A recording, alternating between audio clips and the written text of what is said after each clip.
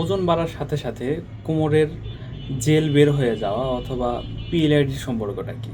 দেখেন এই মডেলটাতে খুব সুন্দর করে বোঝা যায়। আমাদের শরীরের ওজন ধরেন মিনিমাম 60 থেকে 65 কেজি যখন থাকে, তখন কিন্তু আমাদের ভার্টিব্রাগুলোর চাপ সেমই থাকে।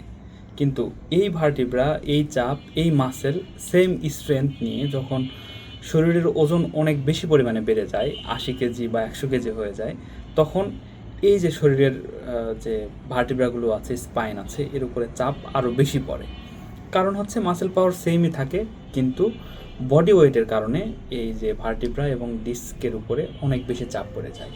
এবং তখন আমরা একটা ভুলভাল মুভমেন্ট করি, অথবা সামনের দিকে ঝুঁকে কিছু তুলি, অথবা দীর্ঘক্ষণ দাঁড়ায় থাকি, অথবা দীর্ঘক্ষণ বসে থাকি, অথবা ভুল পোস্টার যখন মেনটেন করি, তখন এই যে জেলের উপরে, ডিস্কের উপরে চাপটা পড়ে আর জেলটা ঠিক এইভাবেই বের হয়ে চলে যায়।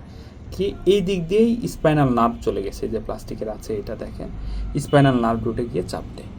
আর তখনই আমাদের কোমরে ব্যথা ফিল হয়, এবং এই ব্যথাটা যখন বেশি চাপটা বেশি পরিমাণে লাগে, তখন একদম এই নার্ভ রুটটা দূর পর্যন্ত আছে, যেমন পায়ের পাতা পর্যন্ত, পায়ের আঙ্গুল পর্যন্ত, কাফ পর্যন্ত, একদম সে পর্যন্তই ব্যথাটা রেডিয়েট করে।